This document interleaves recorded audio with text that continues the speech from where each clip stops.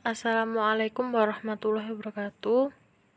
Di sini saya akan menjelaskan mata pelajaran fisika tentang bab fluida pada tekanan hidrostatis dan juga hukum Archimedes. Pertama-tama perkenalkan, nama saya Levina Briliana Swandi, kelas 11 alam 2, nomor absen 19. Yang pertama yakni tekanan hidrostatis. Perlu diketahui, makna dari tekanan yakni suatu gaya yang bekerja pada tiap satuan luas. Di dalam satuan internasional atau SI, satuan dari tekanan yakni Newton atau Pascal. Untuk tekanan hidrostatis sendiri mempunyai makna tekanan yang diberikan oleh air ke semua arah pada titik ukur manapun akibat adanya gaya gravitasi. Kemudian perlu diingat, tekanan hidrostatis tidak dipengaruhi oleh berat air, luasan permukaan air, ataupun bentuk bejana air, dan tekanan hidrostatis menekan ke segala arah.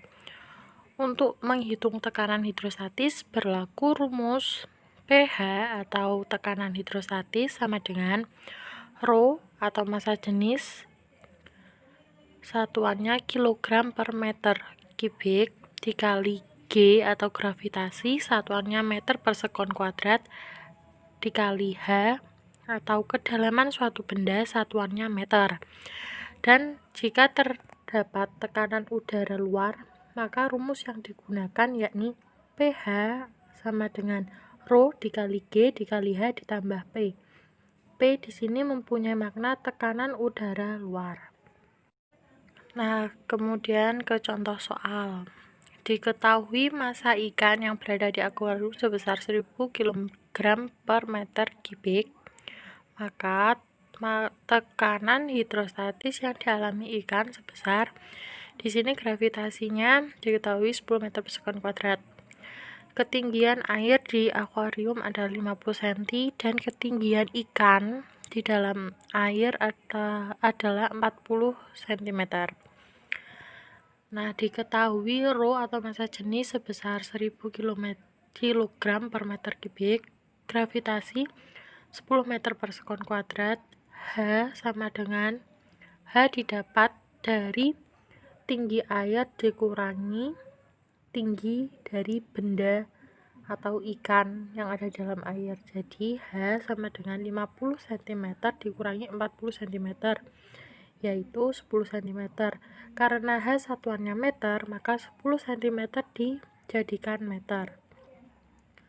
Nah, yang ditanyakan adalah pH atau tekanan hidrostatis.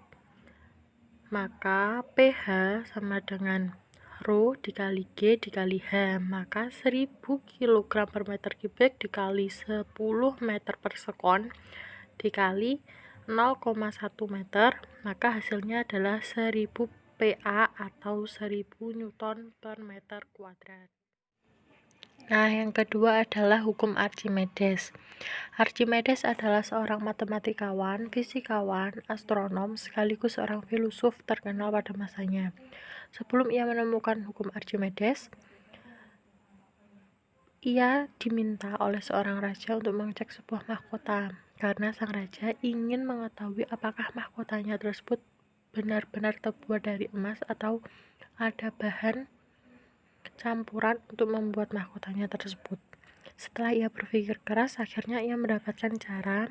Saat ia mandi dan ia mencemplungkan dirinya dalam bak mandi, ia melihat air yang berada di bak mandi itu tumpah setara dengan besar berat tubuhnya.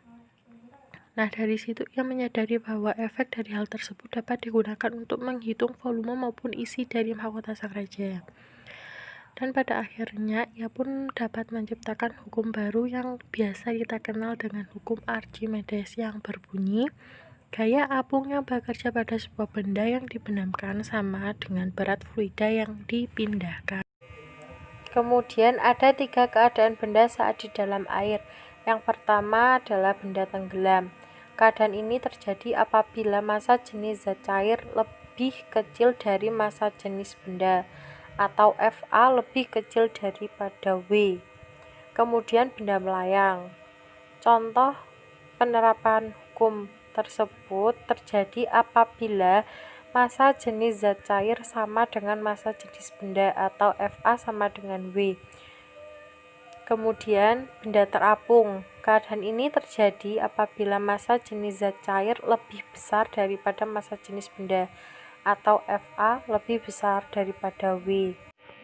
Kemudian untuk mengetahui besar gaya untuk hukum Archimedes terdapat rumus yakni FA atau gaya ke atas yang dialami benda satuannya Newton sama dengan Rho atau massa jenis zat cair satuannya kilogram per meter kubik dikali G atau gravitasi satuannya meter per sekon kuadrat dikali V atau volume benda yang tercakup dalam benda cair satuannya meter kubik.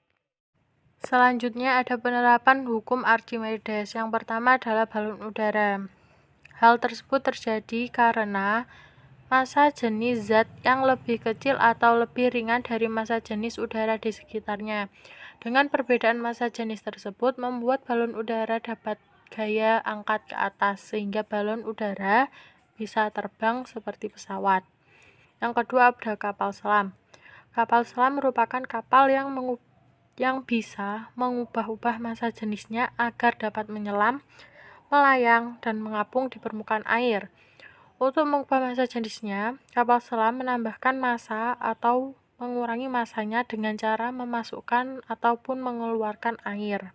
Nah, kemudian ke contoh soal. Sebuah kapal perang berada di dasar lautan dan telah menjadi terumbu karang yang punya berat sebesar 10 ton dan massa jenis air laut adalah 1030 kg per meter kubik. Kemudian percepatan gravitasinya diketahui 9,8 meter per sekon kuadrat. Maka tentukan gaya ke atas yang diberikan oleh air. Diketahui massa benda sebesar 10.000 kg, kemudian Rho atau massa jenis dari air yakni 1030 kg per meter kubik, kemudian gravitasinya adalah 9,8 meter per sekon. Yang ditanyakan di sini adalah FA atau gaya ke atas dari air tersebut. Karena volume dari benda tersebut belum diketahui, maka kita cari volumenya tersebut dengan persamaan W sama dengan FA atau berat sama dengan gaya ke atas suatu benda. W mempunyai rumus massa dikali gravitasi, sedangkan FA atau gaya ke atas mempunyai rumus Rho dikali V dikali gravitasi. Maka persamaannya menjadi massa sama dengan Rho dikali volume. Kemudian massa telah diketahui sebesar 10.000, kemudian Rho atau massa jenisnya sebesar 1030 dikali volume. Maka volume yang dihasilkan ya sebesar 9,7 meter kubik. Kemudian untuk menghitung gaya ke atas dari air tersebut menggunakan rumus Rho dikali V dikali G sama dengan 1030 kg dikali 9,7 meter kubik dikali 9,8 meter per sekon kuadrat, sehingga hasil dari tekanan ke atas yang diberikan oleh air sebesar 98.000 Newton. Mungkin hanya itu yang bisa saya jelaskan atau saya sampaikan. Kurang lebihnya saya mohon maaf. Akhir kata, wassalamualaikum warahmatullahi wabarakatuh.